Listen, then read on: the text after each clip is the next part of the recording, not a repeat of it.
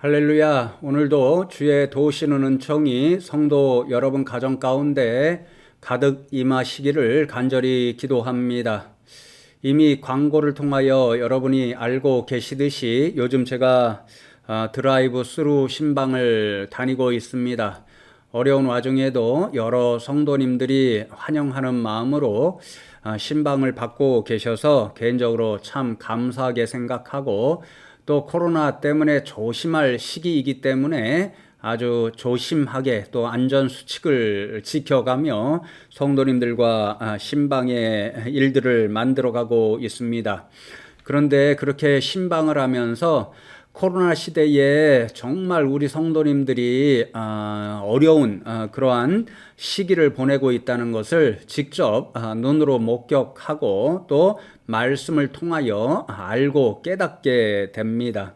거의 모든 성도님들이 답답합니다, 목사님. 그렇게 토로하실 정도로 굉장히 힘들어 하시는 모습을 보면서 담임 목사로서 참 안쓰럽기도 하고 더 많이 기도해 드려야 되겠다, 이런 생각을 하는 때도 종종 있습니다.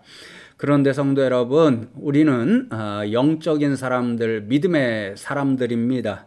이렇게 답답한 세상 한가운데서 믿음의 사람들로 살아가는 저와 여러분이 결국 찾아야 할 탈출구는 어디일까요?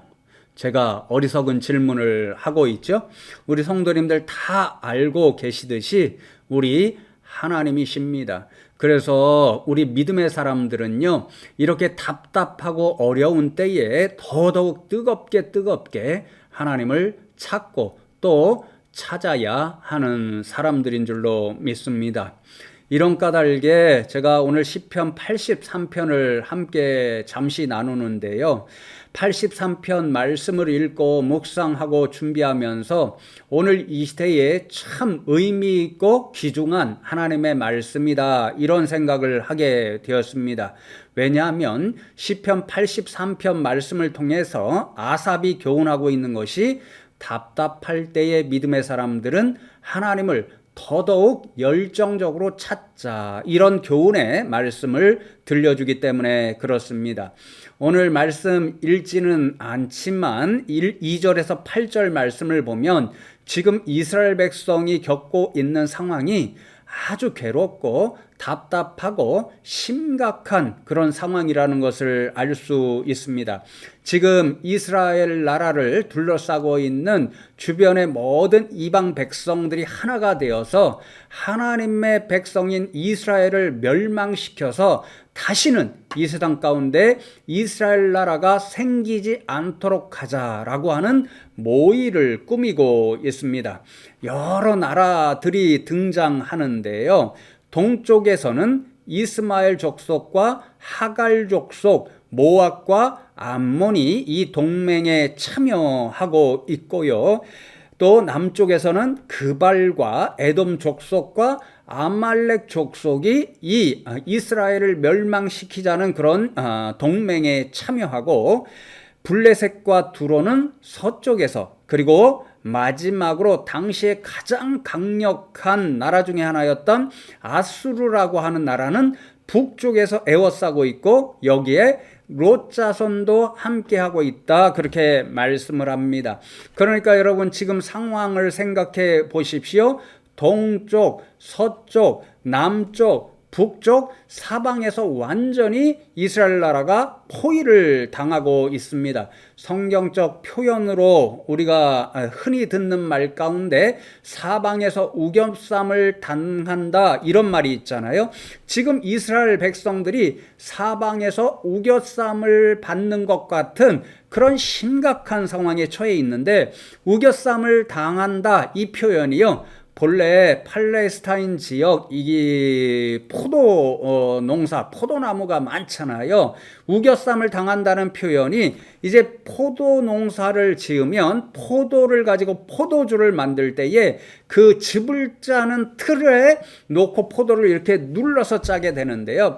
그 상황을 이야기하는 것입니다. 그러니까 지금 이스라엘 백성들이 마치 포도즙 틀에 놓여있는 포도, 그래서 짓이겨져야 하는 그런 포도와 같이 사방의 대적들로 인하여서 어느 방향으로 도망갈 수 없이 완전히 포위되어서 완전히 정말로 뭉그러지고 망할 수도 있는 그런 답답하고 괴롭고 위기에 급박한 상황에 처해 있다는 것을 알 수 있습니다. 여러분, 이러한 상황 가운데서 이스라엘 나라는 어떻게 해야 할까요? 앞에서 말씀했듯이 아삽은요, 하나님을 찾고 또 찾아야 한다. 부르짖고 또 부르짖어야 한다. 이렇게 교훈합니다. 1절 말씀이 바로 그 말씀인데요. 하나님이여 침묵하지 마소서. 하나님이여 잠잠하지 마시고 조용하지 마소서. 그렇게 시인은 하나님 앞에 부르짖습니다. 여러분, 이 1절을 말씀을 보시면요, 이하의 2절과 8절 말씀과 비교하면 한쪽에는 하나님의 침묵이 있습니다. 그리고 다른 한쪽에는 주변 이방 민족들이 이스라엘 나라를 없이 하자라고 하는 그런 시끄럽게 떠드는 모의가 있습니다. 그러니까 이 두 상황이 너무도 대조되고 있는 거죠. 이런 대조되는 상황 속에서 시인 아삽은요, 하나님 앞에 하나님, 이 상황 가운데서 침묵하시면 안 됩니다. 이렇게 부르짖는데 3번이나 하나님 침묵하지 마십시오. 잠잠하지 마십시오. 마십시오. 마십시오. 마십시오. 그렇게 부르짖음으로써 하나님을 찾는 자신의 간구와 기도가 얼마나 뜨겁고 간절하고 절박한지를 하나님 앞에 표현합니다. 여러분, 이 시인은 왜 이토록 절박하게 간절하게 하나님 앞에 부르짖고 있는 것일까요?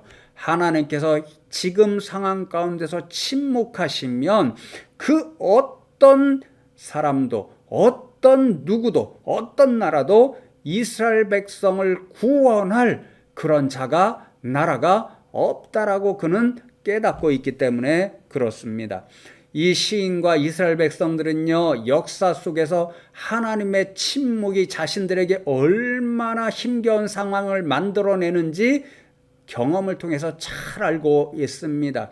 역사 속에서 이스라엘 백성들이 하나님을 향하여 배신을 하잖아요. 그러면 하나님께서 돌아오라고 수없이 손을 내미십니다. 그럼에도 불구하고 이스라엘 백성들이 그 마음이 완악하여서 하나님의 말씀에 불순종합니다. 그러면 하나님께서 침묵하시고 그들을 이방 민족의 손에 넘겨주고 마십니다. 그러면 하나님의 개입하지 않으심, 도와주지 않으심, 침묵하신 때문에 이스라엘 백성들은 이방 민족들에 의해서 멸망을 당하고 고통의 나날로 보내는 그런 경험을 수없이 한 거죠. 그리고 지금 이 상황에서도 주변의 모든 이방의 백성들이 이스라엘 나라, 하나님 나라를 없이 하자는 이 상황 가운데서 하나님이 침묵하고 계신다라고 한다면 똑같은 멸망과 고통의 그런 시간을 보낼 수밖에 없다는 것을 시인은 너무도 잘 알고 있습니다. 그러니까 절박하게, 간절하게 하나님 침묵하시면 안 됩니다. 침묵하지 마십시오. 잠잠하지 마십시오. 그렇게 부르짖고 또 부르짖으며 하나님 앞에 나아가는 거지요. 하나님께서 침묵에서 깨셔서 이스라엘을 돌봐주셔야 지금 사방으로 우겨쌈을 당하고 있는 이 절박하고 답답한 위기의 상황 가운데서 구원을 받을 수 있다라고 확신하는 믿음을 하나님을 향한 간절한 기도로 표현하고 있습니다.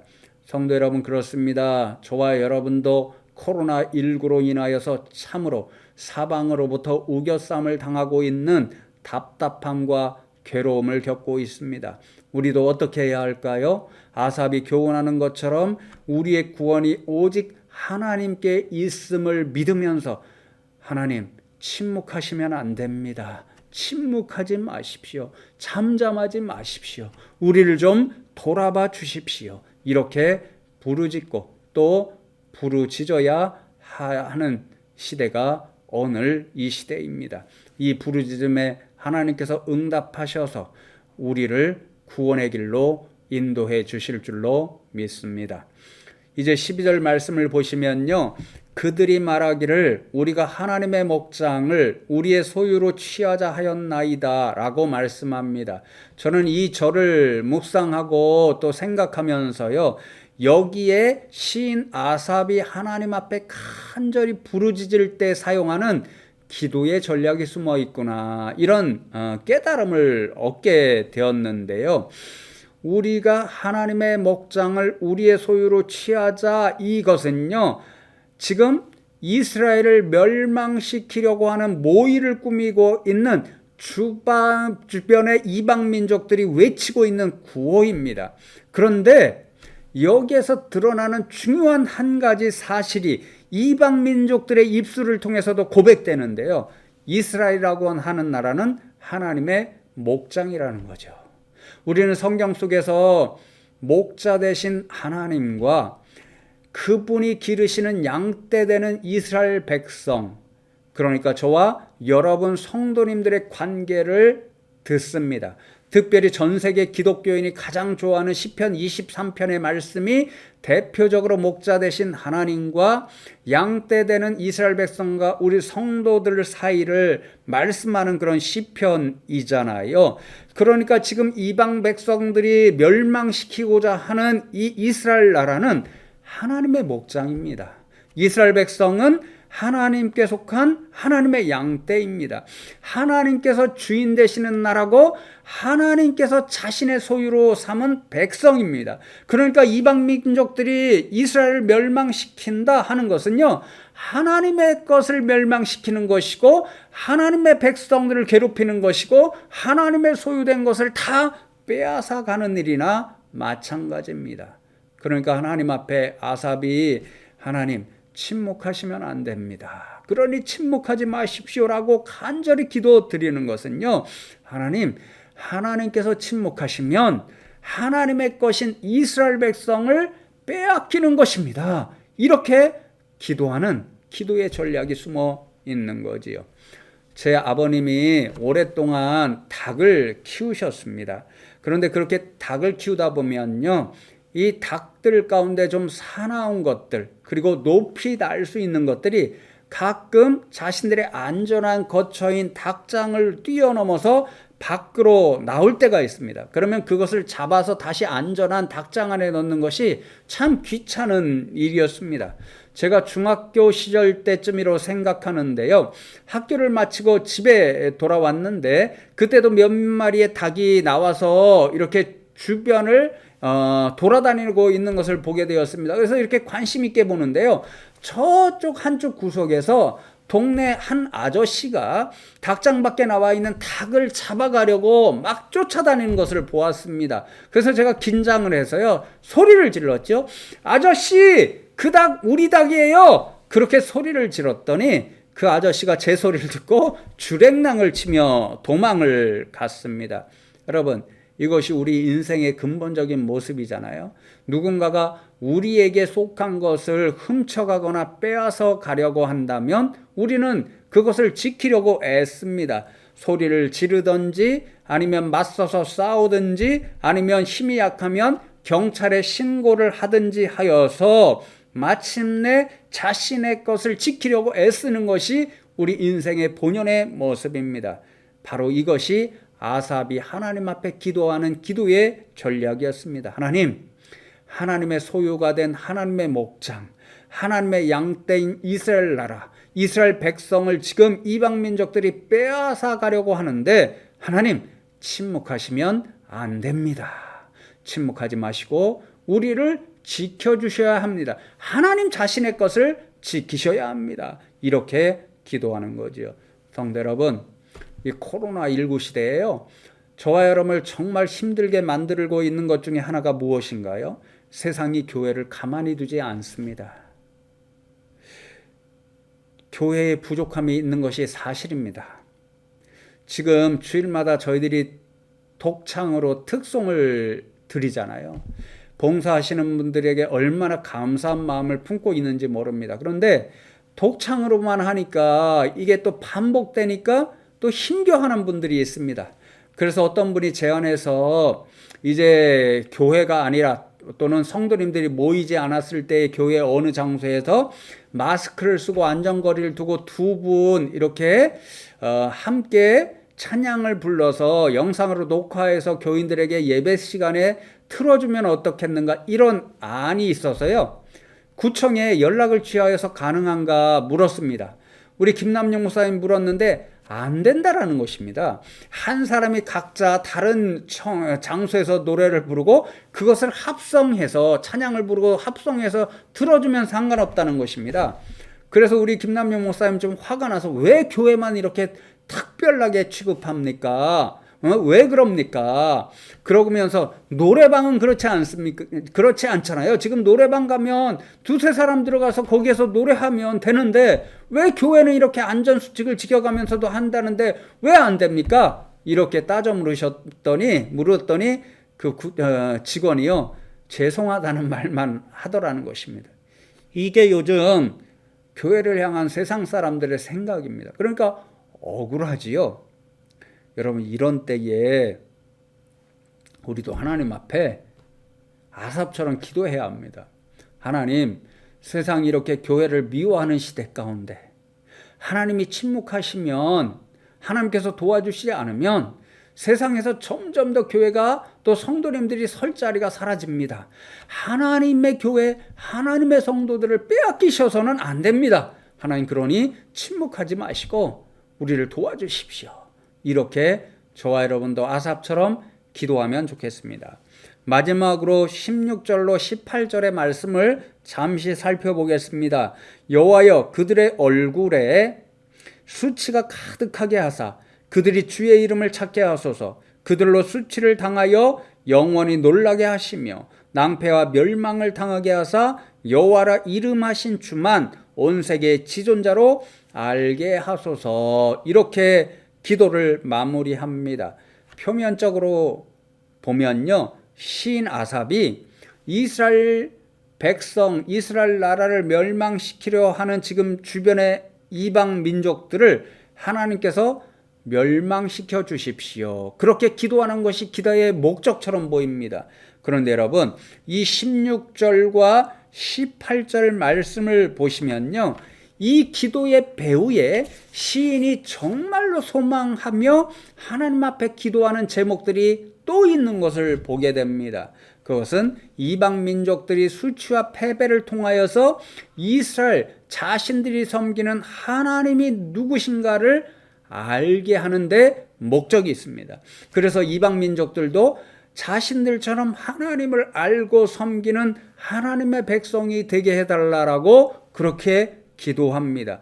그래서 최종적으로는 어떤 모습이 나타나기를 원하냐면요, 세상의 모든 열방의 백성들이 하나님만이 온 세계의 지존자가 되신다는 사실을 알게 되어서 하나님만 세상 가운데서 영광 받으시는 일이 있게 해달라고 기도합니다.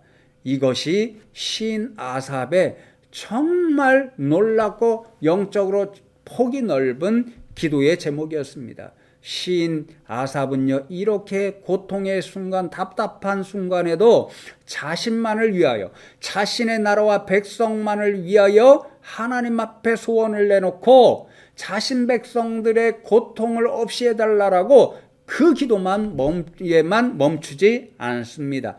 심지어는 이스라엘 나라를 미워하고 멸망시키려 하는 이방 민족들을 위한 기도로 이어지고, 마침내는 하나님의 이름이 온 세계에서 드러나서 지존자로서 온 세상으로부터 하나님이 영광 받기를 소망하는 그런 기도로 나아갑니다.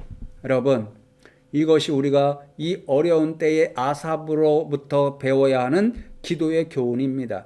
이 코로나 시대 답답한데요, 우리 자신만을 위해서 기도하는 사람이 아니고, 우리 교회만을 위해서 기도하는 사람이 아니고, 어쩌면 우리를 심각하게 미워하고 있는 세상을 위해서도 우리가 기도해야 되고, 그리고 마침내는 세상의 모든 백성들이 지존자 되신 하나님을 알고 우리와 같이 하나님을 믿어서 이 온 세상의 열방의 백성들로부터 올려드리는 찬양을 통해 하나님께서 영광 받으신 일이 나타나는 그런 일들을 소망하면서 기도해야 하는 저와 여러분들이 되면 좋겠습니다. 이처럼 영적으로 폭이 넓고 깊은 기도로 나아가는 저와 여러분 되기를 주님의 이름으로 축복합니다.